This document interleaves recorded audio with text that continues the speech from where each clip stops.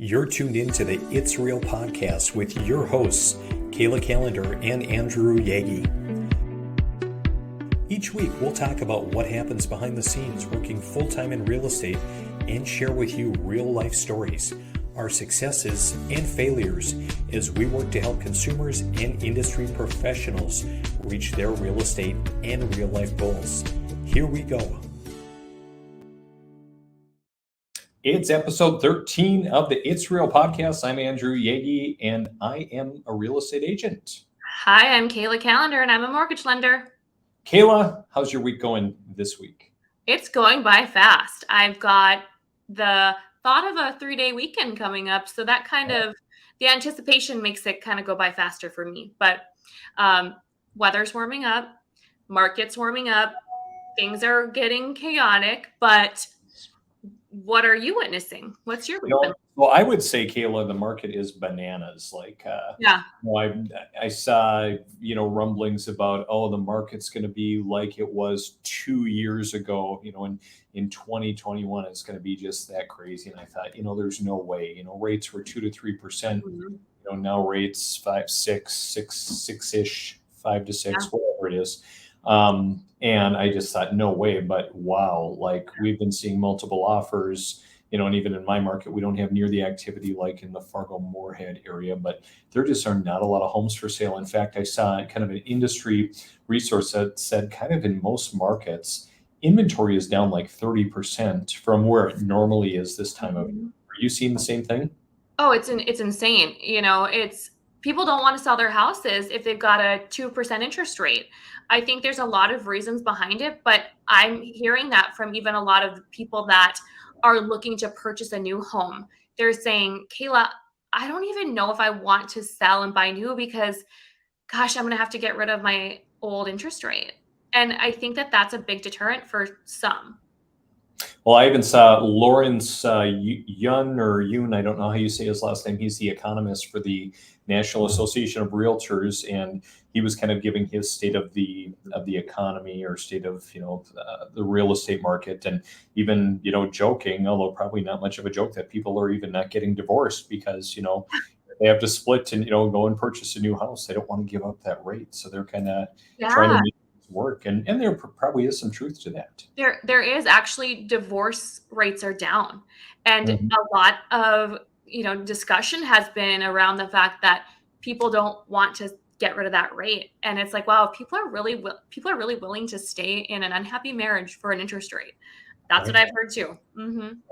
Yeah, so we're seeing a lot of activity. I've had some good luck with some of my buyers winning out in some really competitive situations. So that's really been gratifying and a lot of fun, to kind of see that happening. I'm sure you are probably, putting together pre-approval letters and numbers and figures, for tons of people. Are you seeing it fruitful? Like, are you guys winning? I keep track of everything. I'm a girl that keeps track of my pre-quals. What did I do last year? I am almost to the point, so we're at May 24th.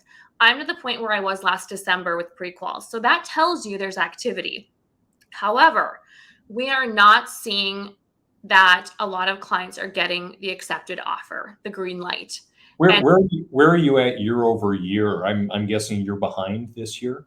In terms of closed loans, I'm about, for me personally, I'm about 5 to 10 units lower and about 2 million lower.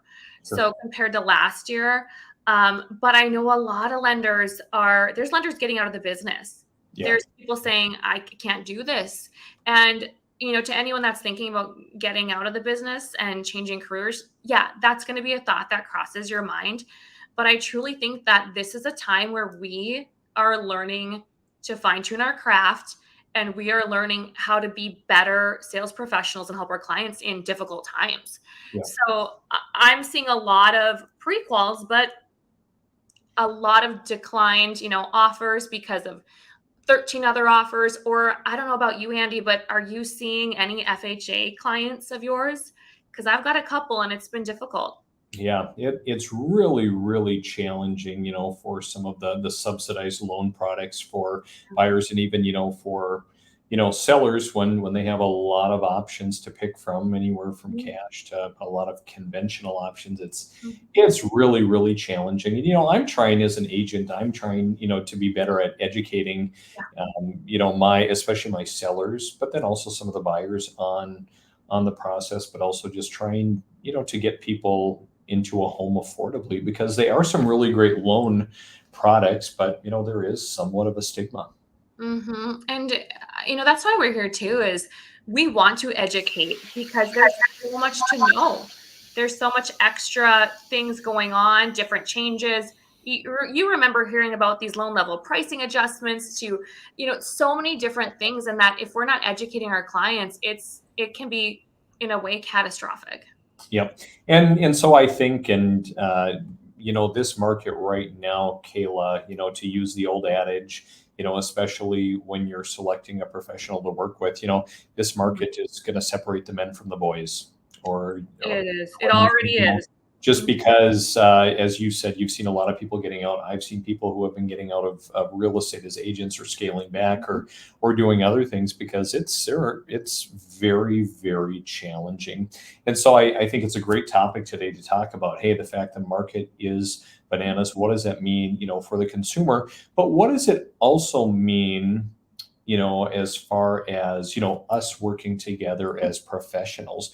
What are some things maybe that, in that you're seeing out there, where agents can communicate better with you as the lender, and maybe vice versa? Because it is such a collaborative, team effort. And I know I've had some very surprising experiences, lately, just in terms of some, on both ends of the spectrum, to be honest. I've had some just outstanding experiences with lenders as an agent, and I've had some, kind of subpar ones as well. But I think, again, we're here to educate people, educate the consumer, also educate other agents and other lenders as well. So, jumping back, Kayla, you said, so you're, a little bit behind, or you're writing a lot of pre-qual letters.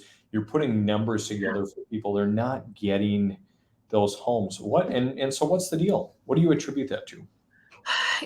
For inventory, of course. Yeah. Inventory is a big issue, but I think too, it's the interest rates. They've been coming up a little bit. People, they still are at that point where they're feeling like, do I really want to buy this house? They're kind of quietly quitting.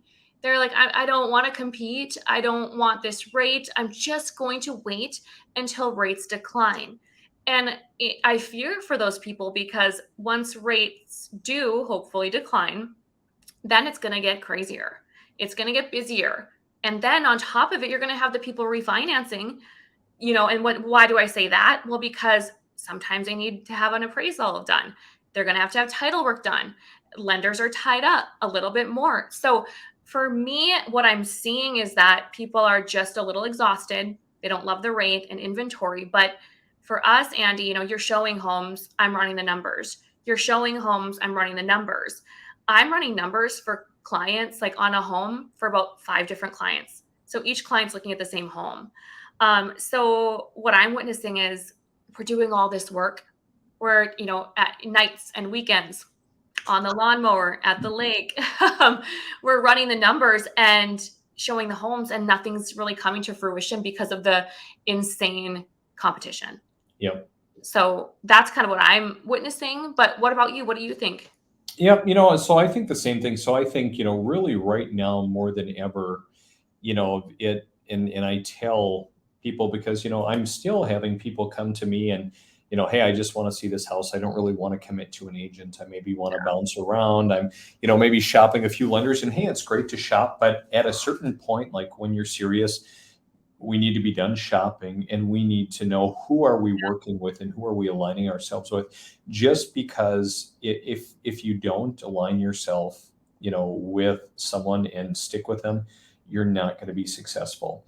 And so it's got to be very interesting from your perspective, running, numbers on the same house for any number of different clients, and hopefully taking some time to educate them as well, which is really, what I've been focusing on, like telling them, like, and just being very blunt, like, hey, I showed one particular house, to two different clients. One client offered on it, and I told them, I'm like, look, if you really want this house, this is what you're going to have to do. Right. You don't want it, do something lesser. This client ended up getting the house. I had another client that looked at it, and I was also very frank with them. And they're like, you know what, from what you're telling us, we don't have a shot at this house. So we're going to go a different direction. So it's kind of nice when, people, and again, I don't ever want to discourage anyone from making an offer if it's something they really love, but it's also really great. It means that I'm doing my job and I'm getting through to them. If they can kind of self-assess and say, hey, we know based on our objectives that this property just isn't going to work. It's also fun on my end, being a listing agent and listing a lot of properties. So I see the offers that are coming in. And therefore, when I'm working with my buyers and I'm only working with buyers that are really, really dedicated and really serious. If they're not serious, I'm not working with them. But I'm able to give them that expert advice and say, hey, I've sold a lot of my listings and here's what I'm seeing. So I think that's really, really, really important. Because again, when you're picking a lender, you're picking an agent to find someone who's actually out there and doing a lot of business. You're just going to be more successful. Right. And my piece of advice is to anyone in the industry that's working, whether you're a lender or in title or insurance or a realtor, is that it's okay to choose who you work with. Because right now there are so many people that need your time and energy and your expertise and devoted attention. And so realtors, make sure your clients are approved before you're showing homes. I know that sounds silly, but I'm finding so many people getting their heart broken. Andy, I had a client write an offer a couple weeks ago on a home. She's not approved. And I never gave her an approval letter, but she went and saw the home. They wrote an offer. It's accepted. I'm at a point now where I'm scrambling to add her grandparents on the loan, scrambling. And now it's a mad dash, right? Someone else's lack of planning has now become our emergency. And so I tell you and our audiences is that had we have known that, they would have been well equipped. She would have known. Now grandpa and grandma are upset because they don't want me seeing their retirement statements. You get where I'm going. That's a failure on the agent's part, Kayla. Absolutely. I mean, so on one hand, it's really great to get an accepted offer, but is that I would never want to put my grandparents in that position. No, and that's the struggle. Is a time that should be joyous is now just a mad dash of rushing, and could they lose their earnest money of $3,000? So I also had clients that looked at a house last Friday, and I said, I'm almost done with your approval. I'm calculating income because there's a lot that goes into self-employment, as you know. Absolutely. And they told me they made X amount. I got the tax returns. We're calculating it, and they find a house, and now they made an offer. And so I let them know they'd be approved, but we got to wait to find out that amount. Well, again, realtor wrote it up. So we're scrambling a little bit now. Will we find a way? Yes. But the reason I bring this up is this should be a wonderful, joyous occasion, not one that's stressful. So realtors, get your approval letter. Clients, yes, look at houses online, but talk to a lender and don't just ask for interest rates. Ask for what's my payment? What am I approved for? What's my down payment? Do I get assistance? There's so much that goes into this that I cannot stress it enough that you need to have those conversations before you even walk into a house. I sound like a broken record. I know. So if I'm coming out to your lake cabin and you said you've been out on the lawnmower and you've been, on your phone punching up numbers, how many skips am I going to see in the yard because you've been distracted and stressed? I don't know. Ask my husband because he's the one that can see it. Yeah. So, Kayla, I'll tell you, so obviously you're trying to drive home the point that, hey, agents do better. Like, actually take some time and sit down with your clients, educate them. Let's get a plan in place before we're going and haphazardly making an offer on a home. Yeah. And there are some agents that are kicking butt. They are like, what are the closing costs, Kayla? Can we get the breakdown? What's our max? If we go 5,000 over, we're discussing, we're setting our clients up for success. So that's the reason I bring it up is the ones that have the great agents, they're winning. The ones that have people that are not really, they're kind of lackadaisical about it. It's causing clients to get frustrated. Mm-hmm. Yep, absolutely. So I would say, I'll give you a couple of lender scenarios. So if we're talking Let's hear about, it. how to do better as a lender, I've been working with one lender who I don't think has done a lot of transactions, and Sure. even earlier in the process, reaching out. Well, why do the buyers need a home inspection? Like the appraiser is going to come out and do their appraisal inspection. Like we just don't do those around here. And I'm like, what? Like what planet are you living on? No, we need to do a home inspection. Of course, sometimes in a competitive situation we don't, but it's Mhm. always a great idea to do it when practical. So that's been very interesting. Also very interesting, Kayla. We talk about good Mhm. communication when, we're staying in touch with everyone on a weekly basis and then reaching out and saying, hey, let's talk about scheduling closing. I know we're a ways out. Oh, well, the lender already scheduled it. It's this date and time and location. Oh, okay. Well, that's great. Lender never told us. So, kind of makes us look bad, and lender not terribly responsive. Kayla, I had another lender that, they took a while to put their title work request in.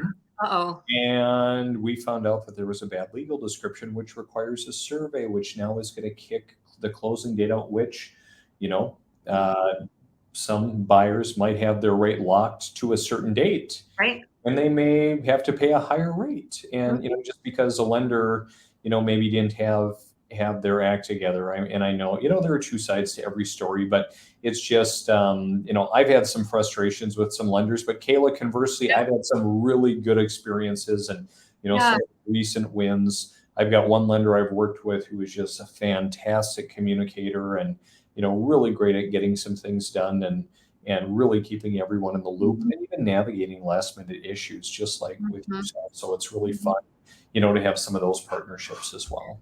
And they make such a difference, and I love hearing that. I have a question for you, Andy. I have my answer, but I wanna know your answer. Okay, go ahead.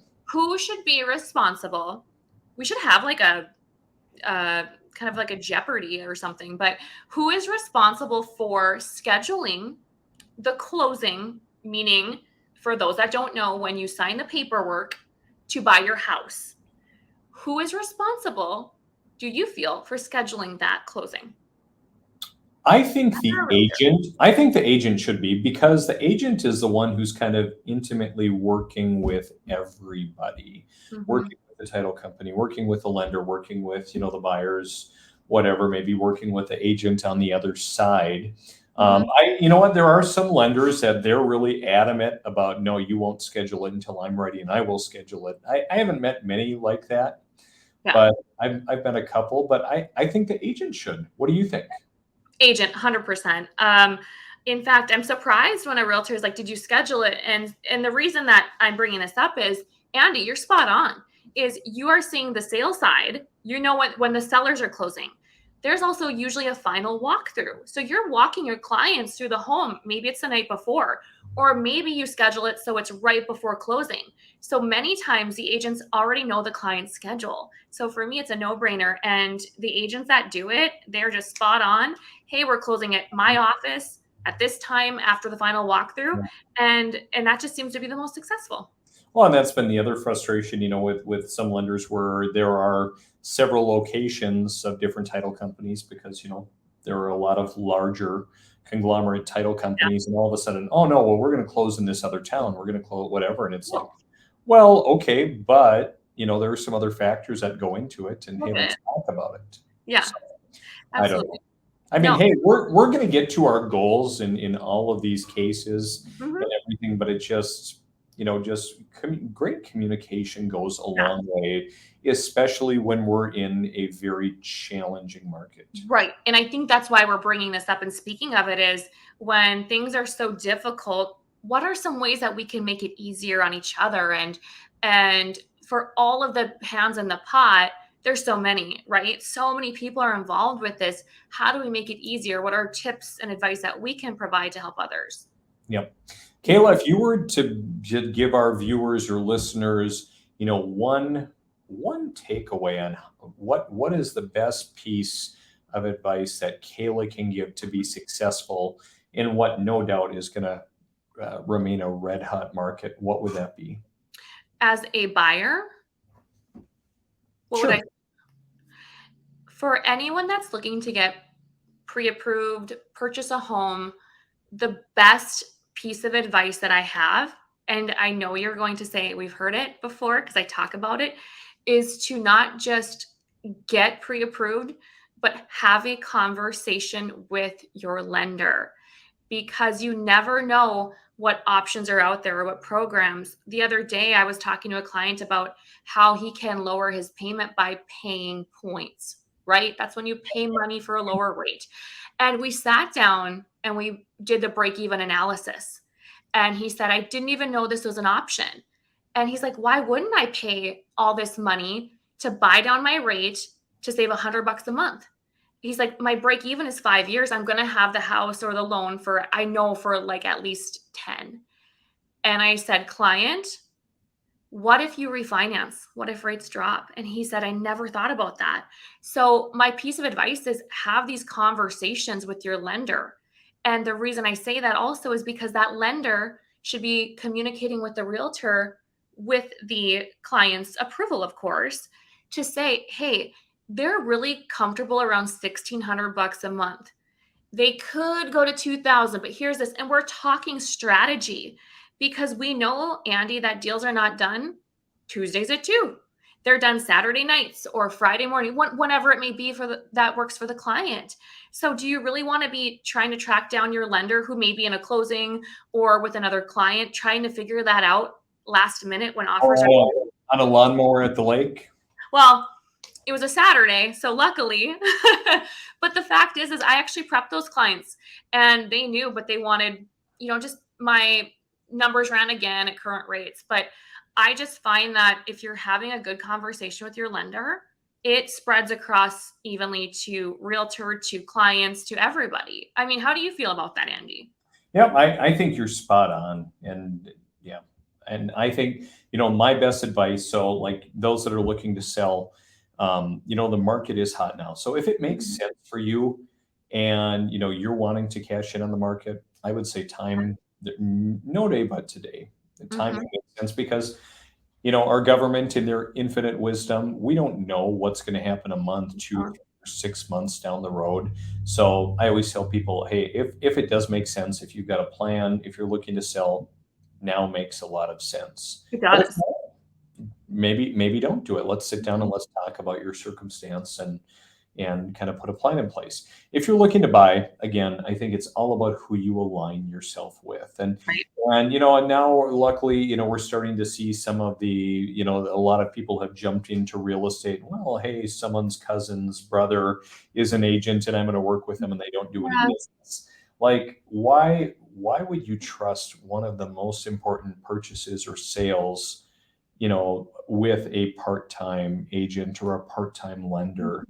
It just doesn't make a lot of sense. And I know, hey, we want to work with somebody that we know, but work with someone who is in the game, who's doing a lot of business, who's doing it full time each and every day.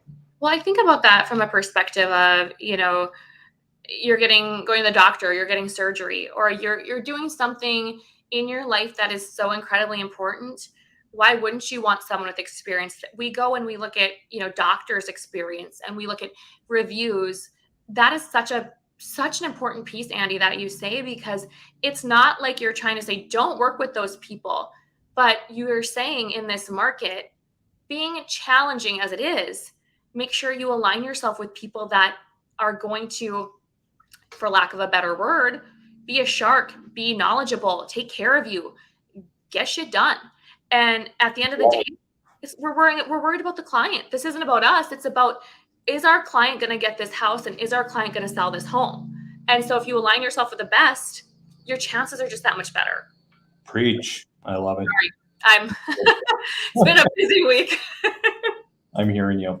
Well, Kayla, I hope you find some enjoyment over the holiday weekend and don't have to work too hard. It's been great connecting. Always. Yeah, enjoy the week. Enjoy your Memorial Day. Thanks. We'll see you, Kayla. Bye.